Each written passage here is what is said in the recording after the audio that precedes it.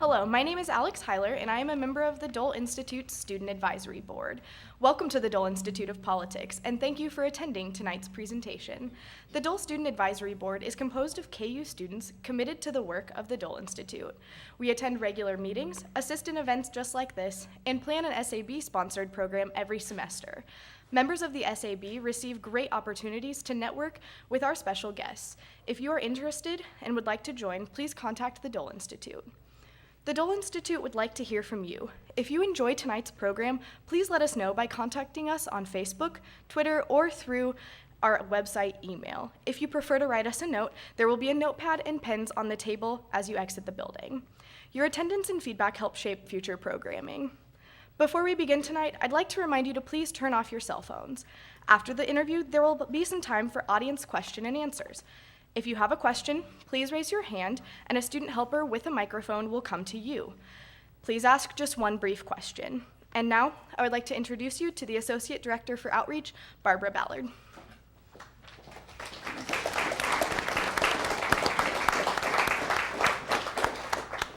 Thank you, Alex. Good evening. And again, welcome to our presidential lecture series, Why Presidents Succeed and Why They Fail. I would also like to, in the back of your program, just call your attention to the fact that we have another program on Monday, April the 23rd at 7:30 p.m., and we'll be talking about President Lyndon B. Johnson, and without Vietnam, what the public and historians have seen LBJ differently. So as we're looking at our Nixon series as well, let's look at all the aspects of their presidential time as well. There will be a book signing and as well as selling the book as well at this event. Also, if you notice, for Thursday, April the 26th, there will be book talk with author Dick Holm, The Craft We Chose, My Life in the CIA. And that's Thursday, April 26th. And note the time, 3 p.m. Most of our programs are at 7:30, but this is a 3 p.m. program. And our last program will be Sunday, April the 29th. And it's Leadership and Globalization and Sports Lecture presents Secretariat. And I think you're all familiar with Secretariat, and one would say probably the greatest horse ever, with author Bill Knack. And that's at 3 p.m. as well. And a Kentucky Derby theme reception will follow. Now, if you really want to get in the spirit, you may wear your hat. And you can do everything you want to follow that theme, or you can just come as you are comfortable. But I would like to invite you to please do that as well. This evening, we're continuing our presidential lecture series, and it really is my pleasure to introduce our two guests this evening. John Andrews is director of the Centennial Institute, and it's a public policy think tank at Colorado Christian University, and he's also the author of a new book, Responsibility Reborn, A Citizen's Guide to the Next American Century. He previously served as president of the Colorado Senate. He helped enact the Taxpayers' Bill of Rights, and he founded the Independence Institute, as well as the State Policy Network. Senator Andrews does regular commentary for the Denver Post and the Colorado Public Television, chairs the annual Western Conservative Summit, and consults for legislative leaders across the country. He was a speechwriter for President Nixon, an education advisor for President Reagan, an appointee of both President Bush 41 and President Bush 43, and he ran for governor of Colorado as a Republican nominee in 1990. He also grew up in the Colorado mountains. I can't think of a more beautiful place. Graduated from Principia College and served as a U.S. Navy submarine officer. He and his wife, Donna, they've been married for 44 years. They have 3 grown children as well as a grandson. I would just have to add a little commentary here. His grandson is named Ian Michael. And according to John Andrews, he will become a Republican registered voter in 2020. Now, Ian Michael may have something to say about that, but that's what Granddad said, and granddads are right. Our next guest this evening will be Lee Huebner. And he has been a professor in the School of Media and Public Affairs at George Washington University since the summer of 2006. He served as director of the school from 2006 to 2009. He came to GW from Northwestern University, where he had served since 1994 as professor of communication studies and journalism. Before that, Mr. Huebner was publisher and CEO of the Paris-based International Herald Tribune for 14 years.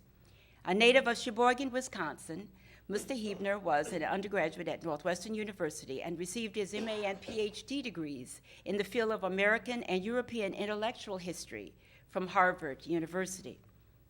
He also worked as a special assistant to the president and deputy director of the White House, writing and research staff during the Nixon administration. He came to that position from the presidency of the Ripon Society, a political research organization which he helped to found. A former president of the American University of Paris, he currently chairs the Center for the Study of International Communications in Paris. He has been president of the American Chamber of Commerce in France and the European Council of American Chambers of Commerce. He has been a board member for media companies in Hong Kong and East Africa, and he works in a consulting role for the Aga Khan Fund for Economics Development. I looked at this and I thought, boy, would I like to be in Paris? Would I like Hong Kong?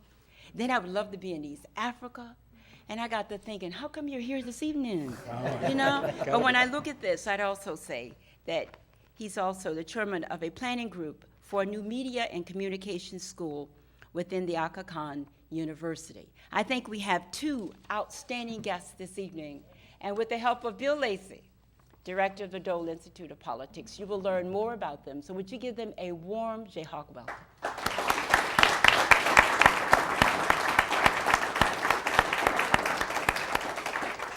Thank you, Barbara. Thanks all of you for coming out tonight. John and Lee, let me begin by asking each of you to talk a little bit about your early life, your education, and how you wound up writing speeches for President Nixon. Well, I'd start by, first of all, saying thanks for having me back to the Dole Institute. I greatly enjoyed being here for a forum on tax and spending limits in my state and other states that was hosted here in March 2006. And I went home feeling I could have done a better job, so it's great that Bill will give me a do-over and have me back.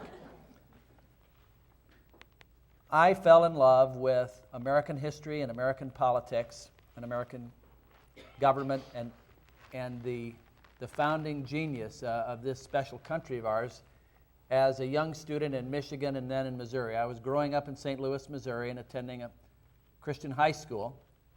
And my interest in politics, my dad wanted to feed that, and he called in a favor from a friend, and I became a page at the Republican National Convention in 1960. I was 16, just had finished my sophomore year in high school. The convention was held in Chicago, and Richard Nixon, then Eisenhower's vice president, was the odds-on favorite to be the nominee of the party to take on the dashing young senator from Massachusetts, John F. Kennedy.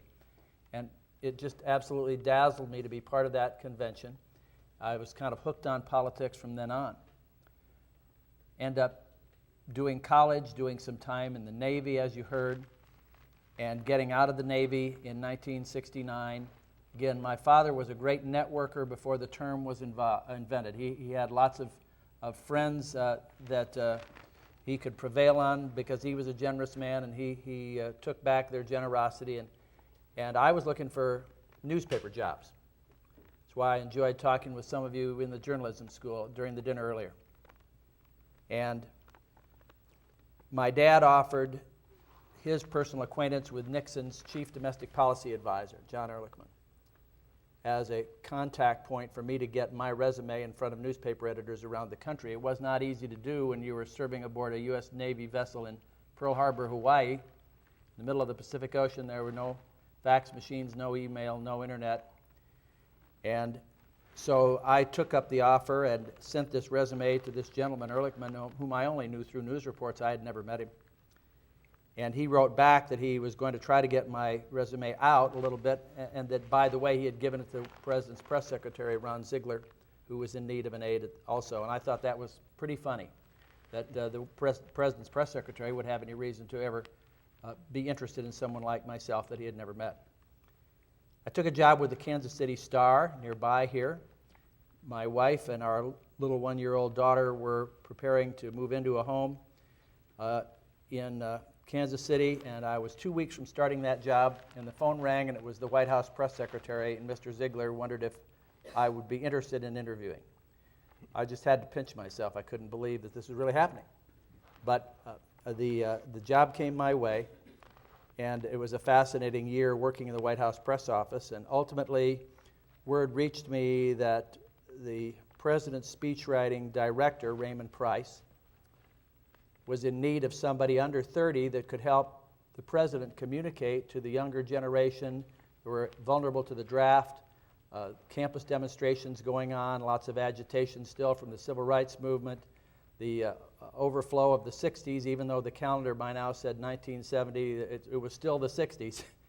And there was lots of ferment with young people, and they wanted a younger perspective in the president's speechwriting.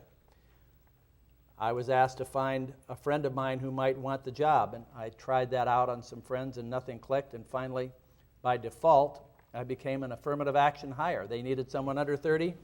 I was under 30. I could put the subject and verb together in an English sentence, so I became a White House speechwriter. That's my story, and I'm sticking to it. Very good. I can complement that story in one important way. In the fall of 1970, after working on the White House staff for 1 year, I turned 30, and I was no longer the token under 30 member of the staff. So clearly, John, you owe that. Thank you for opening up the slot opening to up me, the Lee. slot. I never realized that. I had grown up in Wisconsin, as you've heard. I went to Northwestern University, interested in politics from a very young age, I think. Probably a little element that, as John talked about his father especially, I thought of my parents' influence in all of this. And I think I've always been a very independent person in terms of where I fall on the political spectrum. Sometimes more conservative, sometimes more liberal, sometimes in the center. That probably is part of what appealed to me about Richard Nixon's career, which some people found inconsistent. He might have called it pragmatic, realistic, but it seemed to me that it was worth thinking through issues not necessarily in a rigid ideological way, and I probably got that from my parents, who I remember so well. After the '52 Eisenhower-Stevenson election, came home from voting and told me as a young kid that they had wound up canceling out one another's votes. One had voted one way and one had voted the other. So they were very independent political people. In '56, they came home, and they both had switched parties by that time and once again canceled out their votes. So that may explain something about my political outlook, probably to this day. I was in graduate school at Harvard when I was invited to help form a Republican research group that she called the Ripon Society, naming it after the small town in Wisconsin where the Republican Party had been born in 1854, I think, as the party of Lincoln, and we thought, very importantly, the party of the continuing party of that ought to be in the lead, not exclusively, but ought to be very progressive and very strong on the civil rights issue, and I suppose that was one of the centerpieces of our work. One of our members wrote a letter to Richard Nixon, who had just lost the governorship of California, come back to New York, still very interested in his political future, even though he was suddenly a two-time loser. Had that famous last press conference in California where he said, "You won't have Richard Nixon to kick around anymore."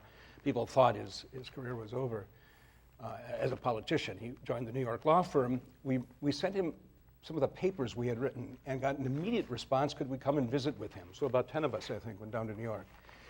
And for the first time, I met the former vice president, and he did what he did with so many people during what he later called his wilderness years, those 6 years between the California race and his successful race for the presidency.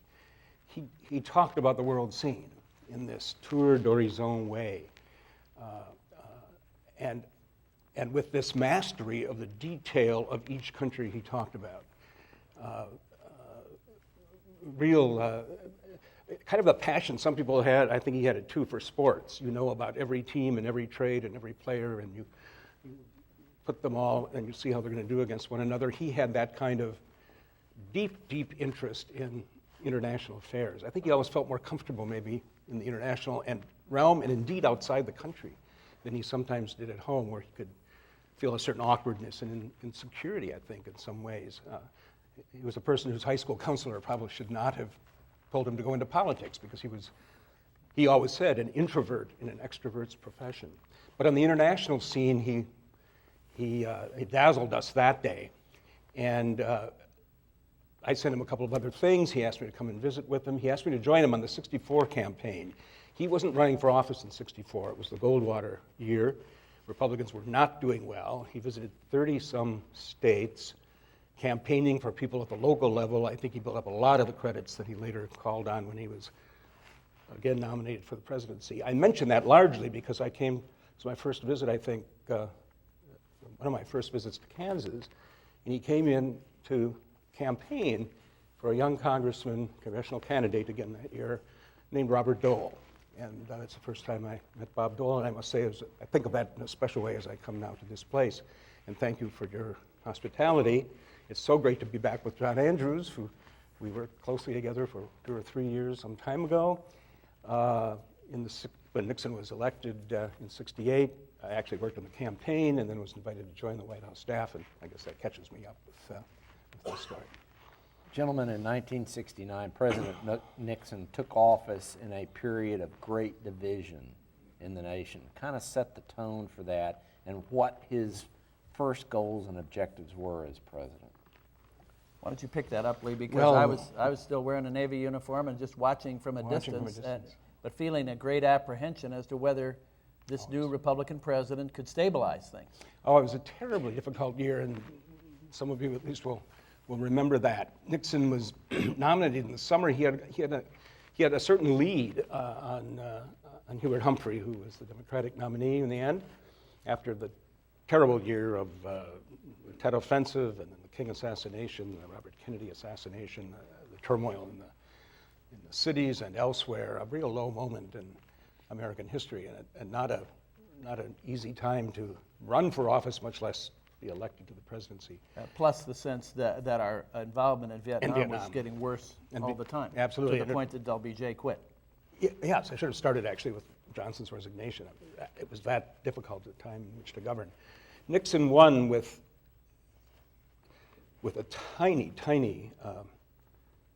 margin in the popular vote, a narrower margin than Al Gore had over George Bush when Bush was elected to the Electoral College. I mean, it was that close an election. Less than 43% of the vote. Nixon took office with that small percentage of the vote. Humphrey close behind, and of course George Wallace is a major factor in that whole campaign. He was the first president elected since Zachary Taylor in 1848 to not carry either house of the Congress with him. He faced Democratic majorities in both houses of the Congress. That hadn't happened for 100+ years. As he took office, his poll ratings going into office, his approval ratings were, I think, the lowest since that kind of polling was done. So he came in under immense, when his daughter Julie went back to Smith College after her marriage to David Eisenhower in December of that election year, the campus newspaper had a headline that has been commented on often saying, "A crisis of legitimacy." Nixon gave, I thought, one of his best speeches ever was his inaugural address, taking on these issues and advising the country to lower our voices. And that was very much the mood of the first months, at least, I'd say the first year or two of the administration. And a continuing theme throughout, but the sense of let's calm down and reason together. At least I think that was Nixon's hope.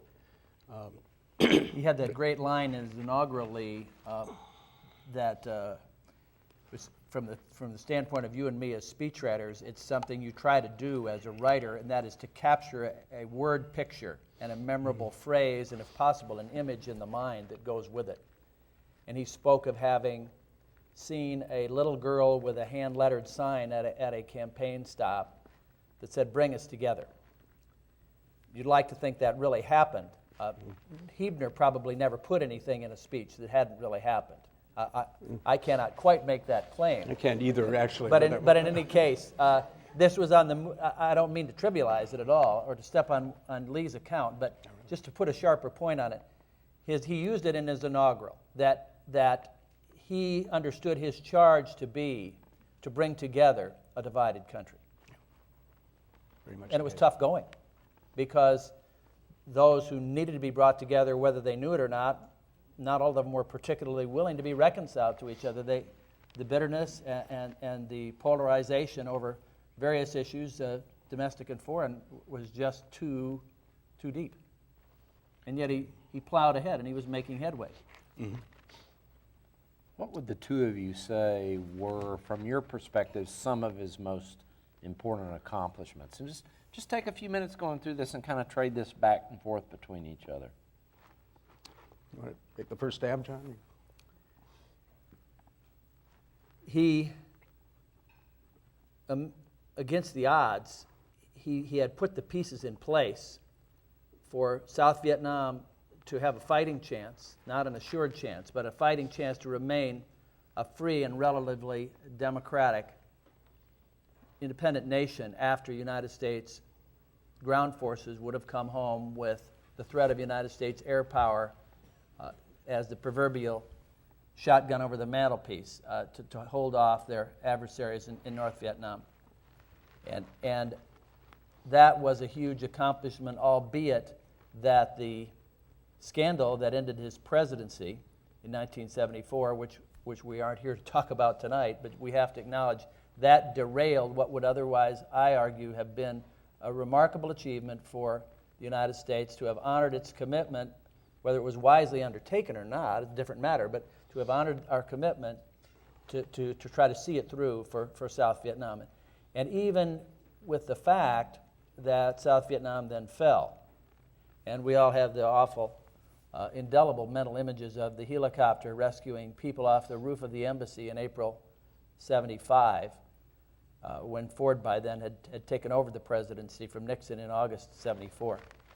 Even then, I argue that the United States effort in Vietnam bought time for other things to start to come in line that stretched out the Cold War conflict between the United States and the Soviet Union and led ultimately to the situation where the inherent weaknesses of Soviet totalitarianism were more and more pulling that society apart, fiscally and socially, demographically, to the point where the end game by which the United States won the Cold War under Reagan and Gorbachev came in and tried to reform unsuccessfully Soviet communism. All that was made possible, I argue, partly by Nixon's effort, thankless as it was in Vietnam. That stands above anything else that he accomplished, Bill. Yeah, getting out of that enormous commitment of troops, with 500,000 troops in Vietnam, slowly brought home, while at the same time retaining enough political support to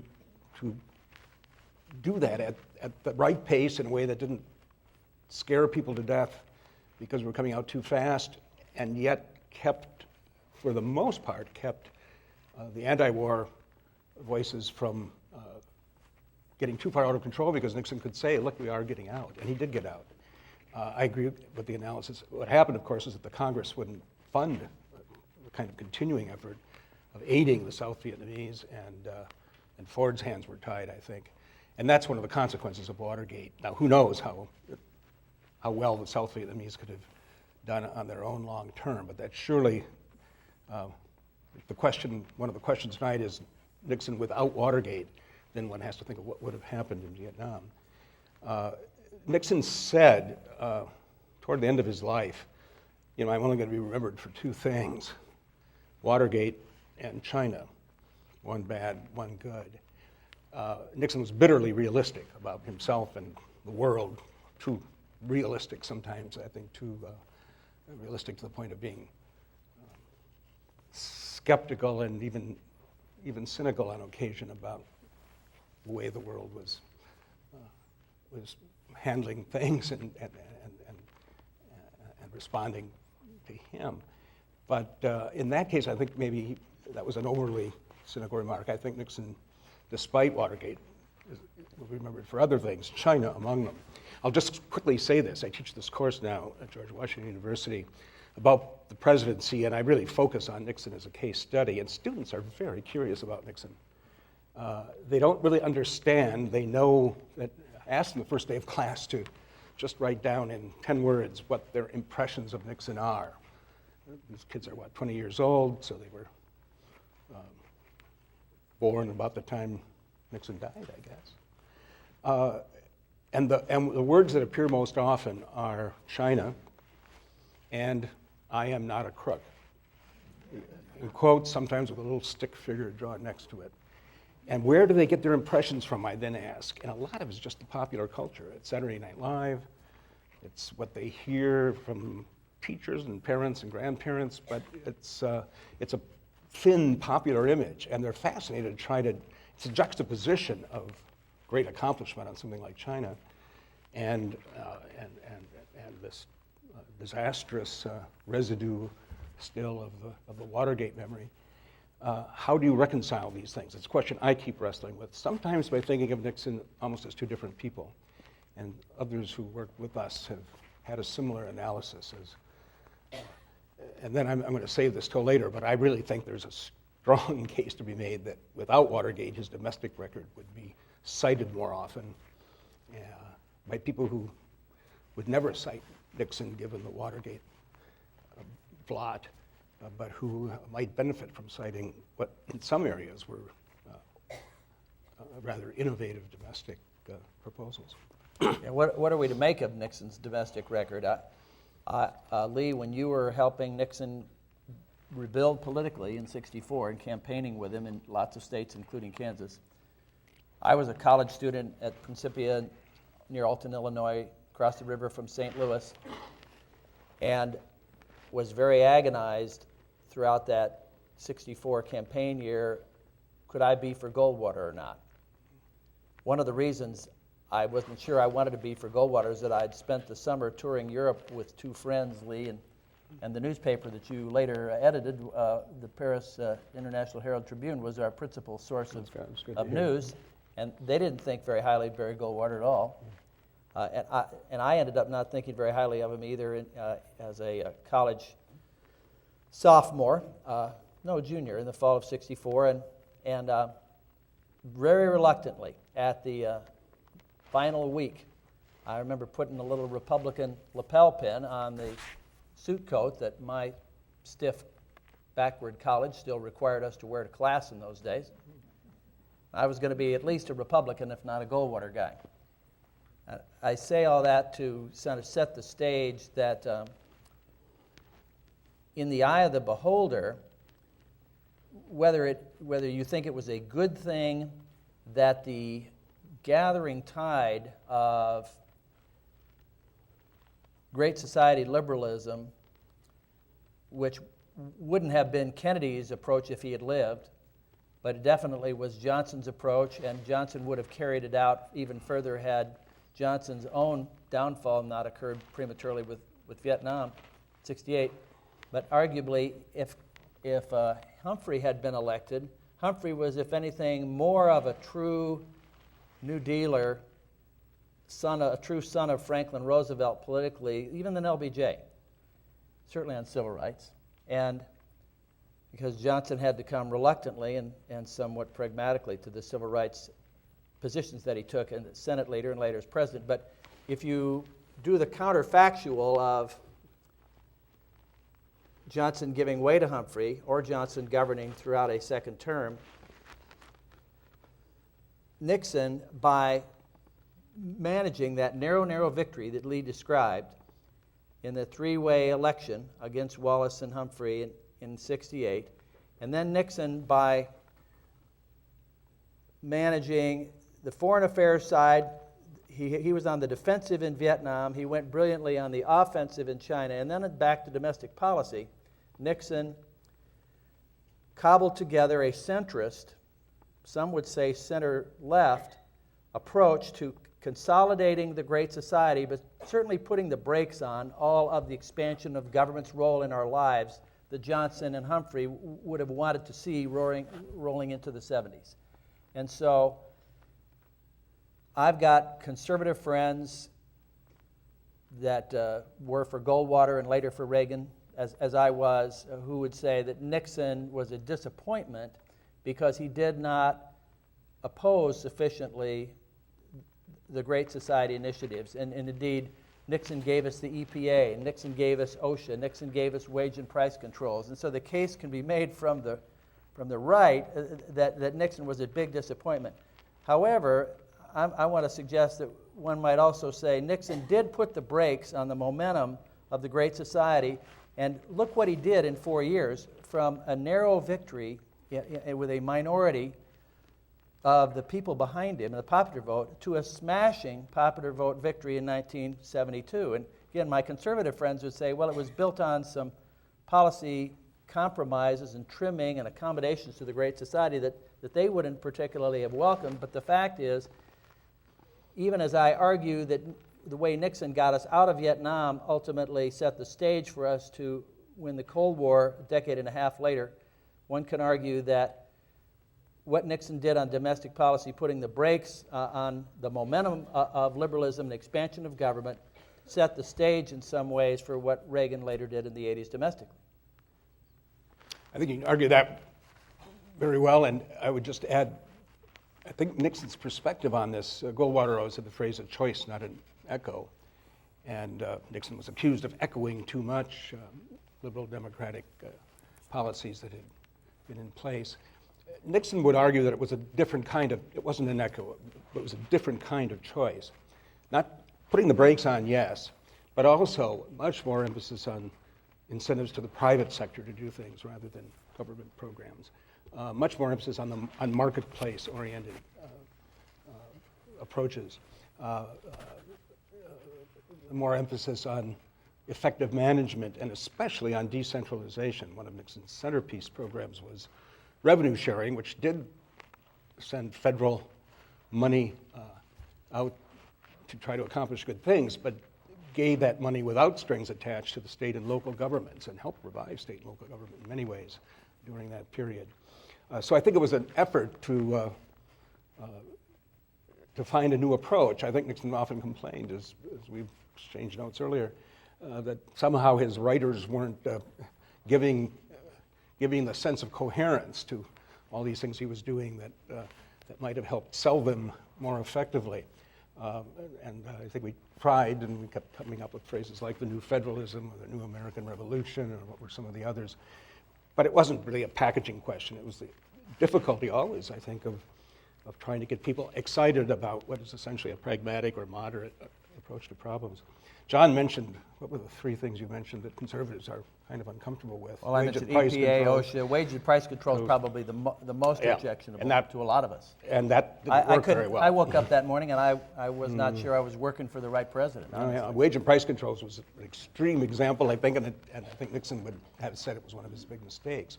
Let me mention... This was Nixon, the pragmatist, yes, as you just described. Well, and the election Congress gave him this authority, and he was going to use it, and it polled very well, didn't it, Lee? At first, yeah. But I think after a year or so, it really was clear it wasn't working. Let me mention quickly three things that Nixon proposed that didn't happen, that probably make conservatives even less happy. One of them, of course, was his welfare reform proposal, the Family Assistance Plan, which was essentially a guaranteed annual income for all Americans. If you reached a certain point, it was an old Milton Friedman conservative idea in a way, a negative income tax would set in. Instead of paying taxes on your income when you got below a certain point, the government would pay money to you. Conservative in the sense that it emphasized work, conservative in the sense that it was cash assistance rather than services. It was anti-bureaucratic. That's another of Nixon's big themes, trying to give people choices that bureaucrats weren't imposing on them. But it was a guaranteed annual income. A kind of staggering idea that never went anywhere in the Congress, partly because liberals found it too little and conservatives thought it was too much, and it finally was abandoned. That's one. A second one that surprises people even more, because they don't remember it, was Nixon's economic approach, which he called a full employment budget, under which deficit financing to stimulate the economy would have set in automatically if unemployment reached a certain level. And Nixon explained this, believe it or not, in the context of current events, by saying, after all, we're all Keynesians now. This is Richard Nixon, and I don't imagine a lot of moderate conservatives, even liberals, have that much faith now in that kind of economic stimulus. But that was another part of Nixon's domestic record that can't be cited, really, even by those who believe in economic stimulus and in Keynesian economics.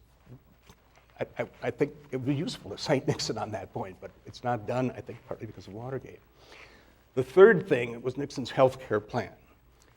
And it absolutely embraced the individual mandate, which is now before the Supreme Court. Nobody whispered that it might be unconstitutional back then. And people who worked on it, Jim Kavanaugh's person I've discussed this with most recently, said it actually, in many respects, was a better plan and went further than Obama's. But President Obama can't cite Nixon on health care either because he's Nixon, and I think that's partly a consequence of Watergate. Mm-hmm. One other thing that I don't think I heard you mention that was important to this particular college student during the Vietnam War was the end of the draft. The end of the draft is huge. I think that's great. And also the 18-year-old vote. And the list could go on and on. Because of a more reconciling and discussion-oriented approach to school segregation, there was enormously more effective school desegregation in what had been dual school districts in the first 2 years of the Nixon administration than had been the case in all years before. So that was something that was done quietly. People like to use the metaphor of rowing with muffled oars sometimes. Nixon didn't make a big fuss about that, but he was going to enforce the law, and the governments came together and got that done. What was he? I Go ahead, would just John. comment on moving to the all-volunteer armed force.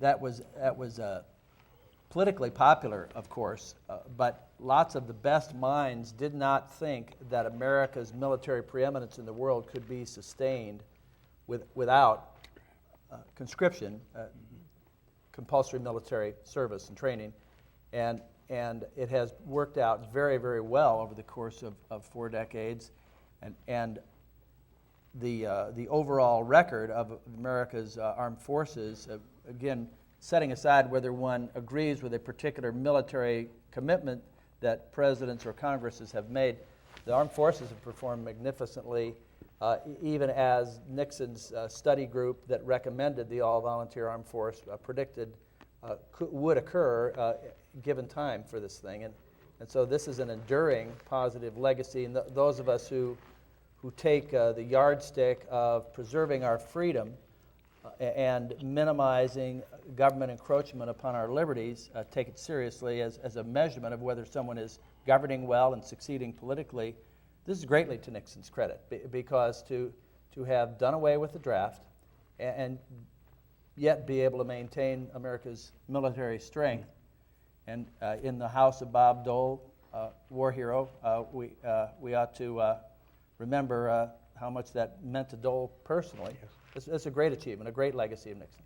It's a great vote of confidence, as you say, in the professional army, but just to A citizen and professional army. That's right.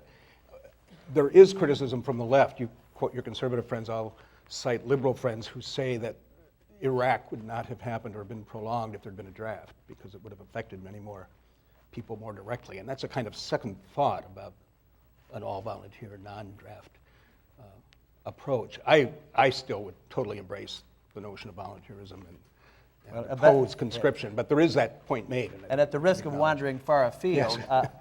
I would say that neither would Iraq have happened if our Congress took seriously its constitutional charge to declare war, because I don't think that vote would have prevailed, and so we would have dealt with Saddam probably in a different way. No, that's a good point. I agree. What was President Nixon like to work for? How was he personally? Well, you knew him first. Why don't you start, Lee? Gosh. Well, Richard Reeves has written a book about Richard Nixon, the subtitle of which is Alone in the White House. And he was a loner. He said of himself that he was an introverted person in an extrovert's profession. He wasn't as comfortable with a few people, unless he was doing this sort of global overview where his brilliance just carried him through. He was very kind person in personal contact, especially with junior people on the staff, I think. One thing that we think of the consequences of Watergate. One thing that if Watergate hadn't happened, my guess is there would have been no public disclosure of the White House tapes. And those tapes gave carefully selected sometimes, and maybe not representative, but images of Nixon in his less attractive moments. Language and style and anger and explosive Vindictiveness and all of that. Yeah. And that came to dominate, I think unfairly, a number of people who knew Nixon much better than I did. Ray Price would be one example. So that the Nixon on the tapes is not the Nixon I knew. I think Nixon could be different things with different people.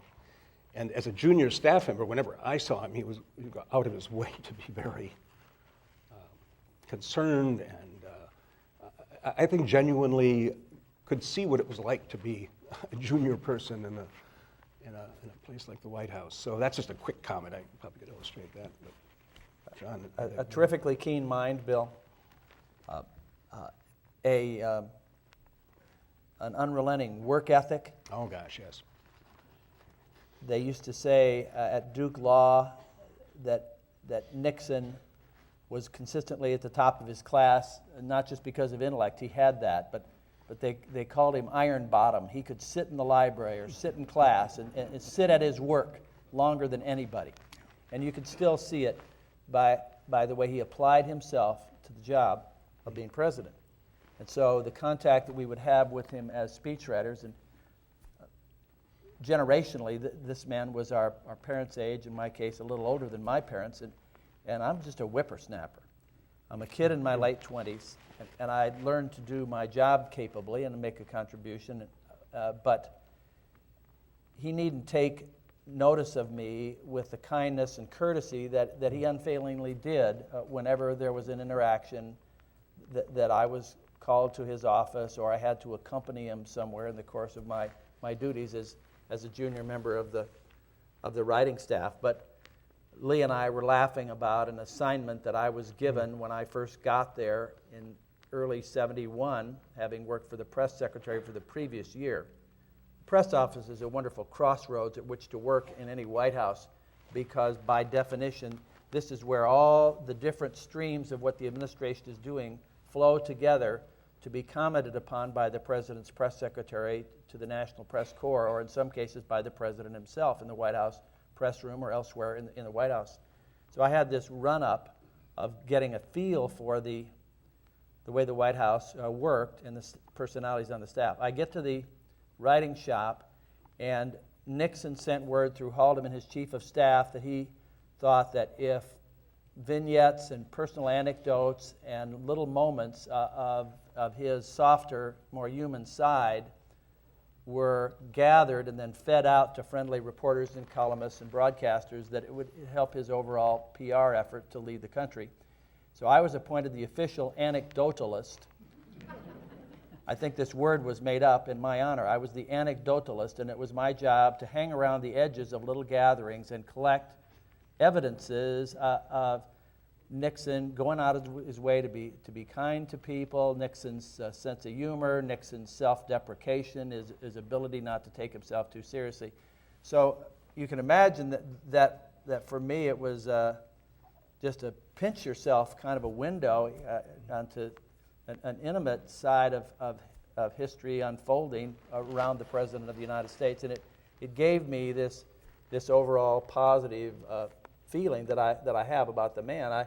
I've got my grave concerns about some of his policy decisions, of course, and if we were here to talk about Watergate, I've got some grave feelings about that as well. But underrated, really, as a gifted human being and as a decent human being, partly because when something ends badly, that becomes the prism through which one reads back into the whole life of that person, and that is part of part of the way Watergate put an unfair stain on the Nixon memory. Watergate aside, how would each of you rate his presidency? It's easy for me to say this. It's so impossible to put Watergate aside, but I would rate it. I guess my answer would be very high. I think on foreign and domestic policy, if you can take Watergate out. Right. But taking Watergate out is not quite so simple. It's not just the burglary at the Watergate offices.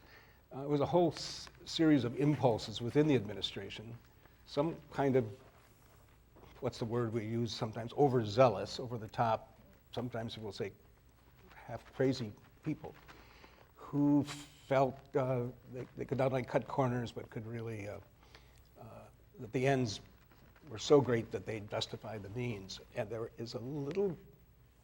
were moments when Nixon seemed to tolerate those people.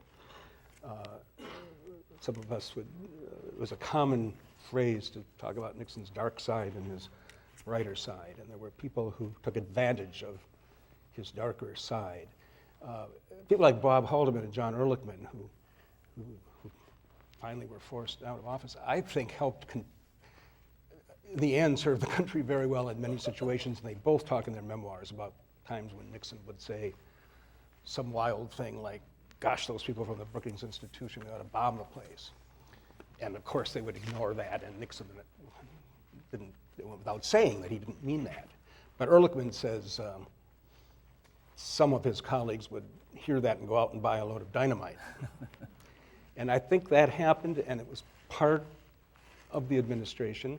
And it wasn't just Watergate, it was things like use of the IRS, Internal Revenue Service, to look at tax returns of people who were considered to be enemies. It was Tom Houston's plan to have a kind of secret agency to do, not agency, but group of people to do what the FBI probably should have been doing. And J. Edgar Hoover stopped this, which was to gather material about perceived radicals. There was the break-in at Daniel Ellsberg's psychiatrist office, which turned out to be a huge part of what was later called Watergate. But I think even John Mitchell, who wound up spending time in jail, Nixon's Attorney General, talked about what he called the White House horrors. And I think the S at the end of that described a bigger problem than just an incidental little incident that almost didn't come to light. And that is troubling. It can't be ignored. On the other hand, if we could ignore it, I think the ranking would be very high. Well, I flew all the way here from Denver to have the opportunity to have a little fun with Director Lacey by saying that, how can we have Nixon without Watergate? How can we have San Francisco without the Bay? How can we have Kansas without the Jayhawks? It's incomplete somehow. It's like trying to picture Lady Gaga in a convent. There, I got that off my chest. There you go. Now, all seriousness aside, Lee mentioned that Obama's health care law is being weighed by the United States Supreme Court.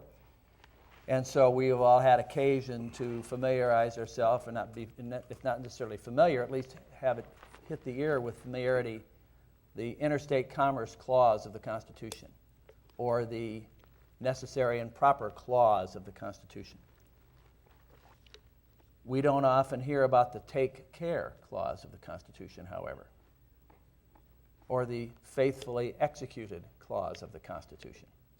Those aren't really clauses, they're phrases, and they occur in Article 2 of the Constitution in describing why we have a president and what we expect of our president.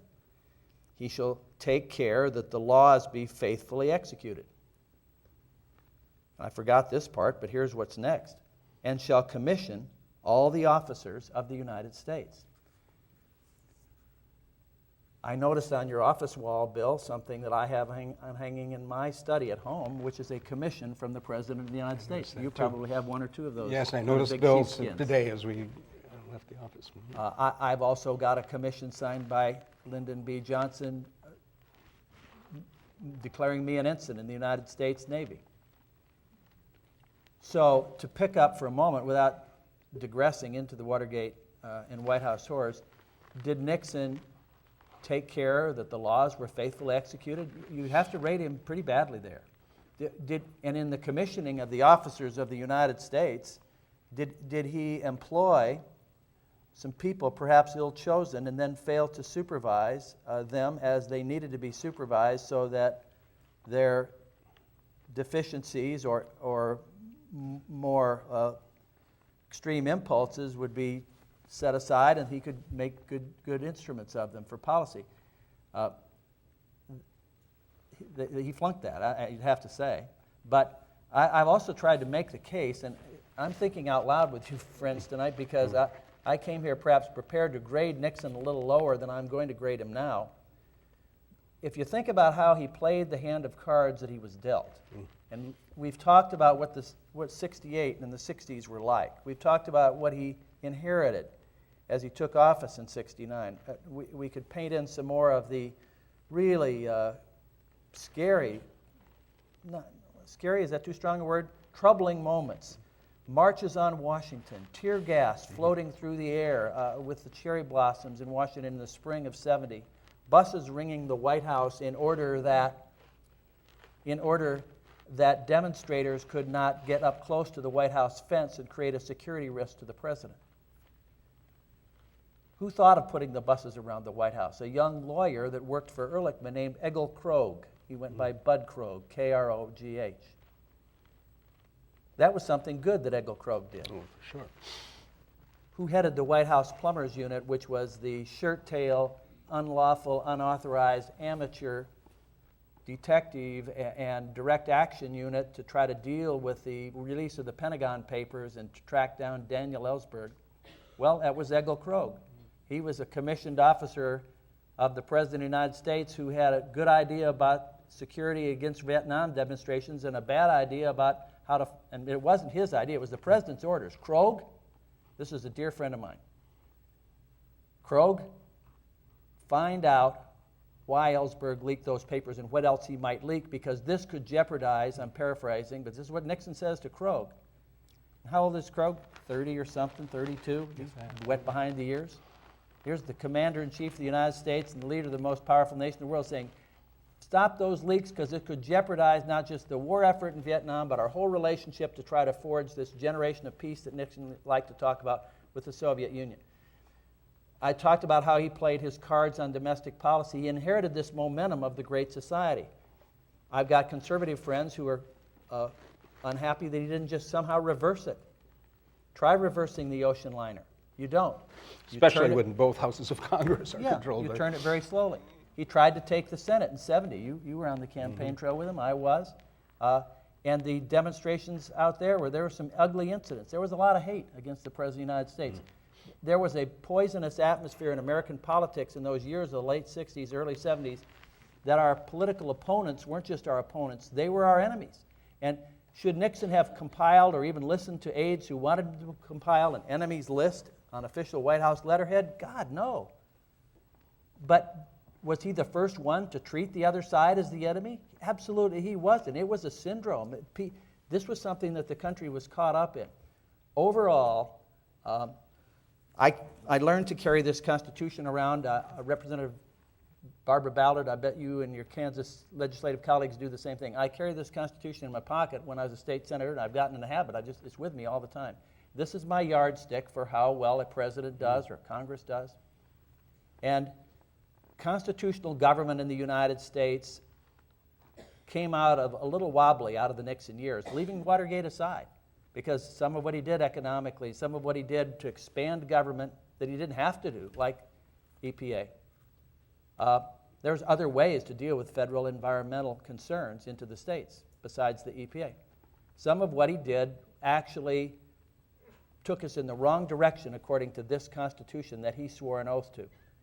But overall, I think he played his cards fairly well. If it was a report card, it's somewhere above a B. Okay. I have one final question, then we're going to open it up to Q&A from the audience. And I want to shift gears a little bit and ask both of you to give your perspective on how speech writing in the White House has changed over the last 40 years? You put down one interesting data point at dinner, Lee. Well, I feel unfair doing this because I have enormous respect for the person I'm talking about. But, well, Ted Sorensen still denies that he wrote anything he died recently, as you know, a year ago. But he, until the very end, wouldn't allow how he had written for anything for John Kennedy, although it's quite clear that he did. He just felt that commitment to anonymity was so important. I think that's been lost through the years. The press is much more interested in who's writing the speech, and some speechwriters don't mind being known for having helped on a speech, and some of them have been very good. I don't think any speechwriter has ever been better than Peggy Noonan, but she very quickly let it be known that so many of the very beautiful things that Ronald Reagan said, she had helped with, or more than helped with, and I use that as a kind of turning point symbol, but I feel kind of badly doing that because I don't mean to denigrate her. It was just an impulse. I think people paid more attention to the fact that there was this speechwriting going on, and in many areas of life, not just the White House, but in politics and government, and in the business world as well, the not-for-profit world. That was my data point. I don't know if I have other ways in which things have changed. I think it depends so much on who's being written for and the degree to which they care about being personally involved in the fashioning of their words. So I don't know if there are trends over time so much as a lot of ins and outs depending on the personalities. Can I just add something? This is a reference back. I've seen Bud Krogh, who John was describing, quite every few months in Washington. There are Nixon reunions in Washington, which are kind of people bonded somehow, I think, through the Watergate experience. He now has become a leading lecturer and writer on the question of ethics in public life. Very eloquently. He went through his own hell, and he talks about the pressures on young people. John used the phrase in conversation earlier, didn't we talk about this, the peer pressures that you feel. You think you're serving the president, you think the way in which, in that environment, the public interest has been defined does justify things, but he's somebody you should read and hear if you can. I think having gone through that experience, he's absolutely eloquent on the need for young people to develop enough of an ethical, independent sense to resist some of that if they can. But it's, I think John has eloquently himself outlined why those bad judgments happen and get carried out and multiply and grow, and in the end bring down a pretty good precedent. Bud Krogh's book is called Integrity. Yes. It's a quick read but profound. Agree with you, Lee. Krogh is the only White House figure to have gone to jail, done time with a felony conviction, and been disbarred and been readmitted to the bar. The bar of Washington State, his native state, was so convinced and impressed with his full repentance and how he had processed through the fires, the lessons of what he did wrong, and then extrapolated from it, as Lee was saying, of how other people can be led into doing wrong, that he was reinstated to the bar, and it's not happened to any of the other Watergate convicts. I would say to your question about speechwriting, Bill, at Colorado Christian University, where I run a public policy think tank, we got a grant to teach media literacy as part of the general education core curriculum to our undergraduates at this 1,000-student evangelical Christian campus. And the course is being piloted this year, and it's going really well. And one of my instructors is a former business editor of the Denver Post, and he's now running a new media video blog as a nonprofit, Signs of the Times in Journalism. But this fellow, Steve Keating, says, if you hear about the 24/7 news cycle, don't think that you're using a contemporary phrase. He says, that's way yesterday. It's now, he says, the 24-second news cycle. In other words, the information flow is so seamless, so continuous, so voluminous, I heard a talk radio host the other day saying you can follow a presidential debate on Twitter without having your TV on, just by seeing what your knowledgeable or like-minded friends or well-connected friends are saying about what the debaters are saying to each other. And the relevance of this, I think, is that it's probably devalued presidential speech as such. And it would be interesting, I go to these reunion dinners of speechwriters of all administrations in both parties, and it's quite an interesting fraternity and sorority. Lee's been to them too. But it'd be interesting to catch up with what it's like to try to do this for President Obama, leave aside who he is or which party he is, just what's it like to try to help him cut through the clutter with utterances that will help him shape policy and lead the country. Because the utterances that the country buzzes about are the unintentional open mic thing, or to Medvedev, or the offhanded comment about young Trayvon, if I had a son, he'd look like me. No speechwriter put that together for him, but I'm quite sure. They probably consulted on how he would phrase it. But in other words, presidents express themselves almost in an endless national conversation now, without discrete events called, we will now hear a speech from the President of the United States. So I don't have the answer, but I have a feeling that new media, social media, have really made it a different and more difficult challenge. I agree. And the clutter is just that much more enormous. You know, the question, I'm anticipating an audience question. The question I most often ask about Nixon is, did you write, "I am not a crook"? No, I wrote that. And John actually wrote. I'm glad we straightened that out. And what happened, you watch the video of that press conference. Nixon was out of question about his taxes, his personal finances. And he explained, I think, clearly and well. I think that was a charge that was not substantiated in the end. But in the Watergate atmosphere, everything rose to scandal proportions. And he ended the whole explanation by saying, now, why am I telling you all this about my personal finances? Well, people want to know if their president's a crook. I'm not a crook. I earned every cent I got. It was that brief and offhand comment. Yeah. And now it maybe is Nixon's best remembered phrase, as my students say at the opening day of class.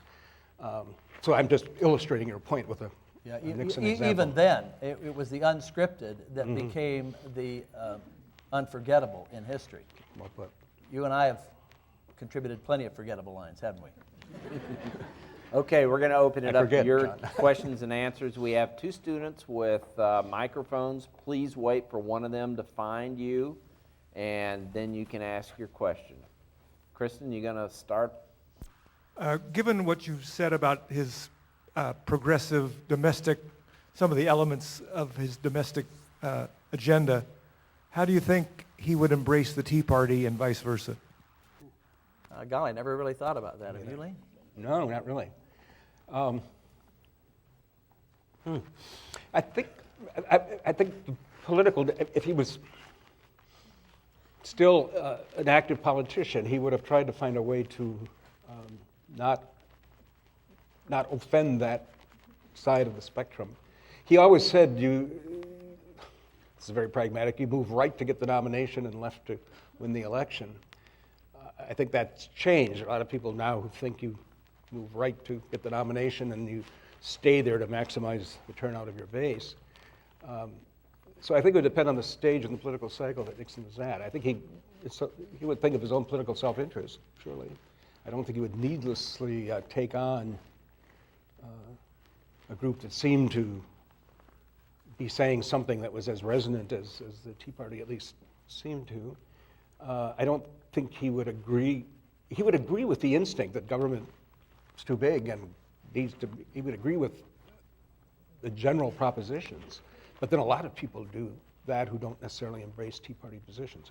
But you would, John, I'm curious as to how you would answer that. I think you would say, Huebner, massive public demonstrations for our side for a change. I like it. No, but you're right, Lee. The very unorganized, spontaneous dynamism of the Tea Party, if you're a chess player like Richard Nixon and a professional politician to his toes, who knew how the elements all would work together, and how to pull over the swing voter across to support him to build a winning coalition. And before there were Reagan Democrats, remember, in the 80s, there were the Union labor hard hats that Nixon skillfully attracted his way. There were Catholic voters that Nixon skillfully attracted his way. And I wanted to find a moment tonight, this is as good as any, to ask all of you to send what I hope would be a thought of respectful admiration and for some of us affection to Charles Colson, who I believe is on his deathbed this week after a brain aneurysm 2 weeks ago, a man who did so much to help Nixon play that political chess game and turn the narrow victory of 68 into the landslide victory of 72 by some of this political crossover that I was just referring to. And I go further with Colson because he went to jail and he had his own second chapter in life where he's done a lot of good for a lot of other people who've done prison time in this country. But the Tea Party, I think, Bill, would have struck Nixon as good news, bad news. I joked about the good news. There's some dynamism on our side, but how do you harness it? And as a practicing politician in my own state and community right now, I've just been through this in recent weeks as Colorado works its way toward who we send to the Republican National Convention, and you get these Tea Party newcomers who are still learning that you can't get everything you want the first time you ask for it, that there's patience and compromise, there's half a loaf, there is the respect for your adversary so that you don't think of them as your enemy. I'm so sick, honestly, of hearing people call rhinos Republican in name only in the social media buzz that I follow on Facebook, etc. So that's the bad news part of the Tea Party, is that it's an unguided force. And I think Nixon would have had shrewd ideas about how to harness and guide and make the best of it. But you're handling almost a live grenade thing when you're handling the Tea Party. That's so well said. You remember Nixon's very last words in the White House at his farewell to the staff the last day were an uncanny self-criticism, I think, because he had sometimes had this kind of, he kind of defined himself by his enemies sometimes. Right. And what he said was kind of never give up, always go on. Others may hate you, but they don't win unless you hate them. And then you destroy yourself. And then he left the White House. And that's pretty profound self-insight, I think. Jen, you have a question?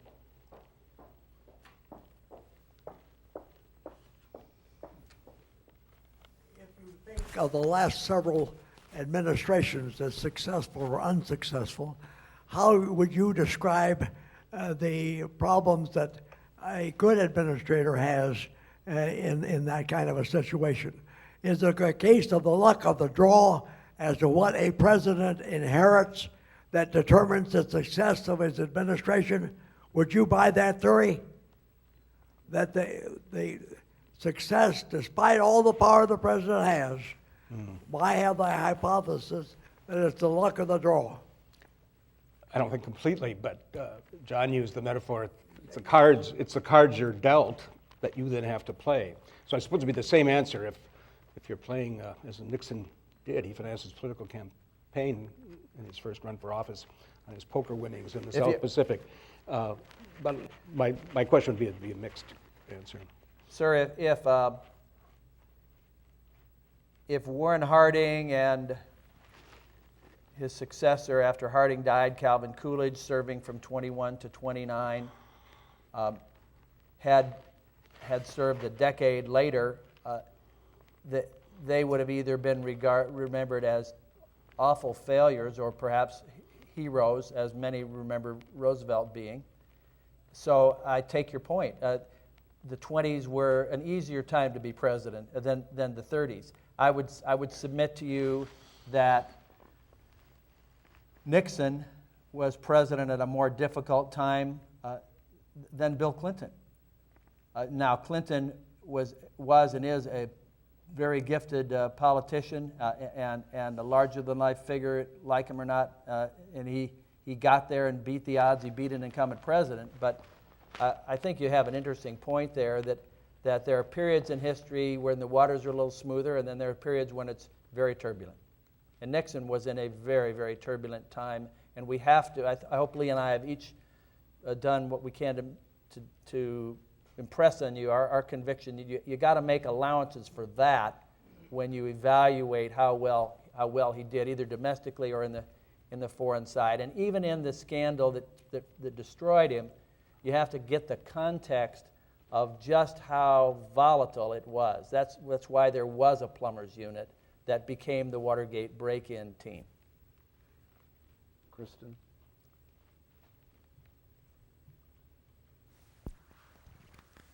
John Andrews, you mentioned that part of why you'd been hired was because the administration was looking for someone who was under 30. And you were also discussing sort of, the student movements at the time, protests at the White House. I'm curious, to what extent did Nixon, in his speeches and his public, appearances, try to reach out to that kind of, to the sort of dissenters in American society at the time and student demonstrators and that sort of thing? Did he try to reach out to them, or what was his attitude in his speeches and in private towards protesters and what have you? He tried. I'll tell you what, Nixon was so square that he makes Mitt Romney look hip, okay? That's very good. And so again, he did the best he could with the tools that God gave him. And Lee will remember as vividly as I do, after Nixon ordered U.S. forces into Cambodia to try to win the Vietnam War by, as some argued, widening it. Another argument was he was just going into protected sanctuaries where the enemy had been withdrawing after hurting us. But it was so explosive in Washington, and there were demonstrators in the city round the clock, day after day. And one morning, very early, Nixon got up. I think he put on his suit and tie. It's all he knew to wear. And again, it just reminds you of not only a different man, but a different time. And he went down with the Secret Service detail hastily mobilized, and with his staff using the primitive communications of the time, trying to reach each other and catch up with the boss. He went down to the Lincoln Memorial and tried to dialogue with some of these demonstrators and talk to them, try to help them see why he believed that America must take the course that it was taking in order to end this war and still create what he loved to talk about, this future vision, a generation of peace. So his message to these college students was, I'm doing this for you and your children yet unborn, whether you know it or not. But he didn't have the easy gift of a Clinton or an Obama to talk to people like that. He did not even have the kind of Texas brush chopping style that George W. had. He was just old iron bottom Dick Nixon from Duke Law School. He just couldn't be anybody else. And so in a way it almost backlashed on him. People just sort of laughed and scoffed that he was so far out of touch. And for those of us who worked there and understood what he was trying to do and wanted to help him do it as well as he could, it was quite poignant. Poignant's a really good word, and this will illustrate an earlier point you made about the accidental comments that are made in informal ways. Bud Krogh was the 1 aide who went along with him on He that. was. And he reports that Nixon really had a kind of searching conversation about the world and whether people had traveled and how well we understand other countries and what the forces are. And the most brilliant seminar ever, but Krogh describes it as a really good attempt. On the way out of the memorial, I think the press had caught up with him by that point. And some student came in, I think from Syracuse University, and Nixon says, "Oh, you've got a great football team." And the report on the news that morning was Nixon talks football with the college students. That's how insensitive he is. And it was a complete, John Ehrlichman also writes in his memoirs about how he was driving in and heard this report on the radio and was ready to resign because he felt Nixon had so misunderstood the situation. And of course it was misreported, misrepresented. That wasn't the same news media which, if they had witnessed Christ walking across the Galilean Sea, would have reported Jesus can't swim. That happens sometimes, anyway. Okay. Just one more footnote about Krogh. He's I guess, our invisible third Nixon Yes. colleague here tonight. He also, by chance, was the aide that ushered Elvis into the White House one day when Elvis Presley was in Washington, D.C. between concerts, and he wanted to come and see Nixon and show off a police badge, and he even tried to bring a handgun into the Oval Office, as I recall.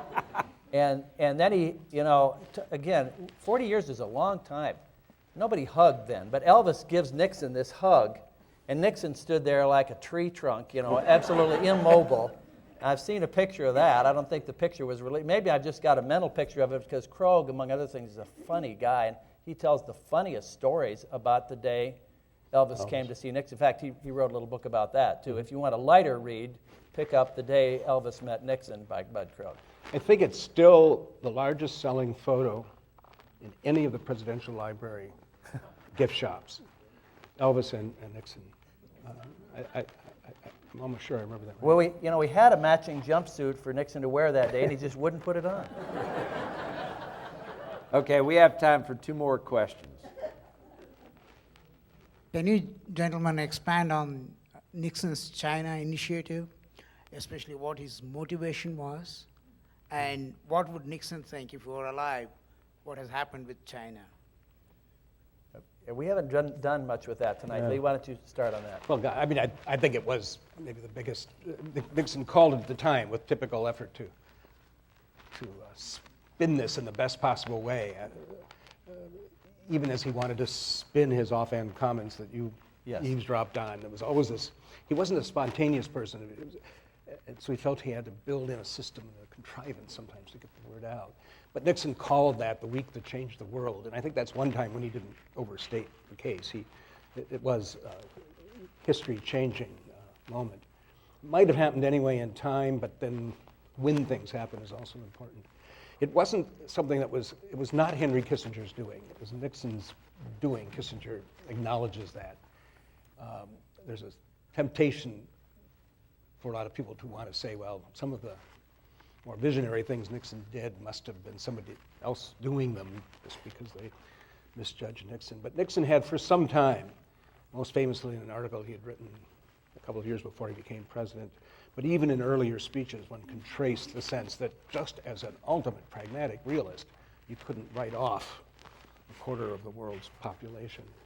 And it took some political, I think one of the reasons he was so sensitive to leaks was that it was all so secretly negotiated. And when the Pentagon Papers broke, the story broke, it was, he thought, jeopardizing not only the China discussions that were going on in all sorts of amazing private back channels, but even negotiations with the Soviet Union, which finally led to the first arms control treaty of the nuclear age. So I think this was very much in Nixon's mind. In his inaugural address, he put in a signal to the Chinese, actually, and I think it was said to the Chinese, watch for this language, where he said something let no people live in angry isolation, or some words to that effect. So it was a very considered part of his strategy, and it was part of a triangular diplomacy thing, because his real answer to Vietnam was to get the Soviet Union to stop being such a strong supporter of the North Vietnamese.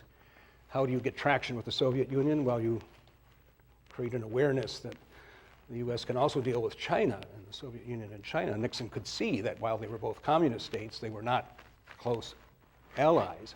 And so he played on all these differences, sort of like a complicated shot in pool, where you bounce the ball off one side of the table to hit another ball on the other side to hit the third ball in the pocket. And it was very artfully conducted, I think, and the China breakthrough, I think, has changed the world, and we live in a world that emerged from those decisions. To the other part of your question, what would he think of where China is today? It seems to me that he would feel quite vindicated that China is an important contributor to the world economy, that so many millions of the people of China have been economically bettered and materially bettered in their standard of living as China has freed its economy, even though it remains a one-party dictatorship politically under the Communist Party. I think Nixon would be more hard-headed, realistic, and wary of Chinese military ambitions than lots of our policymakers are today, because that's always the way Nixon was. He was not sentimental about anything that went on in international relations.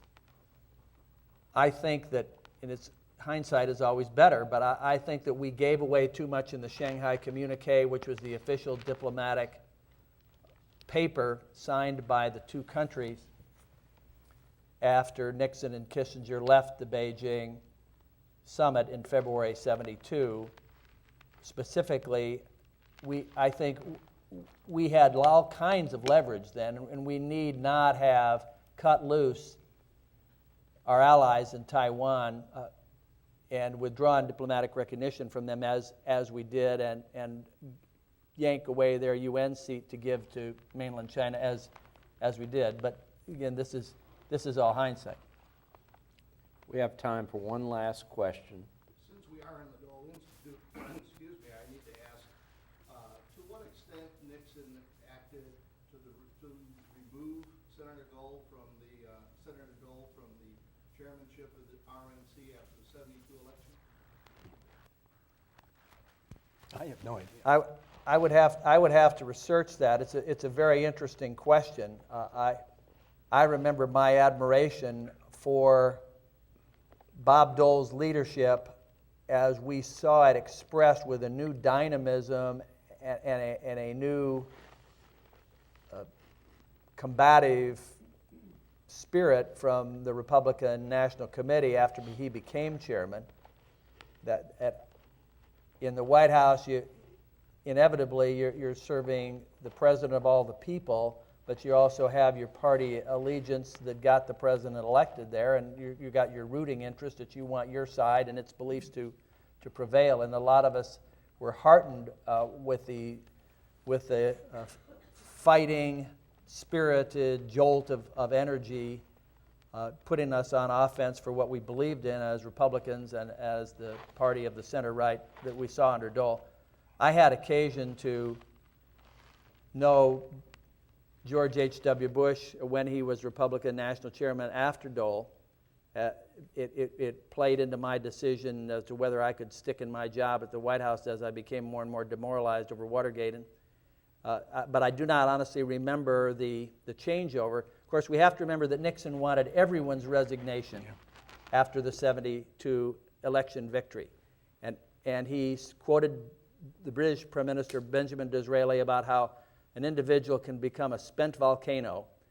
And he asked that all of his cabinet and all of his senior appointees, and I think Dole was probably swept up into that, would put their resignation on the table, giving Nixon the option to restaff the administration stem to stern and decide who would stay and who would go without the awkwardness of having to pluck out and fire individuals. So it'd be interesting to research that. You're going to send me to the internet when I get home. That was part of that thrust. When we talk about Nixon without Watergate, to come back to the premise of part of the discussion, something might have happened without Watergate that is much debated. Nixon intended really to shake up the administration radically. It included getting everyone's resignation, accepting a lot of them, appointing 4 super cabinet officers to whom the other cabinet members would report, putting political people as assistants to every cabinet officer appointed by the White House to try to get control of this bureaucracy. People called it the administrative presidency. And it included the president's right to impound appropriated money. Congress could appropriate money to something, but the president didn't have to spend it. Nixon was Well, that was a great brewing battle in the early months of the second term, which was all then short-circuited by Watergate. But the budget battle that Nixon was about to have with that Democratic Congress would have, in some ways, accelerated battles of later decades, even into today. It might have saved us from some things that we later experienced. Nixon, without Watergate, must include that thought as well. And if you want to do a little bit of research before you leave, if you'll turn around and look at that display case right there, you can read a little bit about that, and you might need to skip up to the Nixon resignation right here. But it is here if you want to look for it. John, Lee, thank you very much for a delightful, intriguing conversation. Thank you.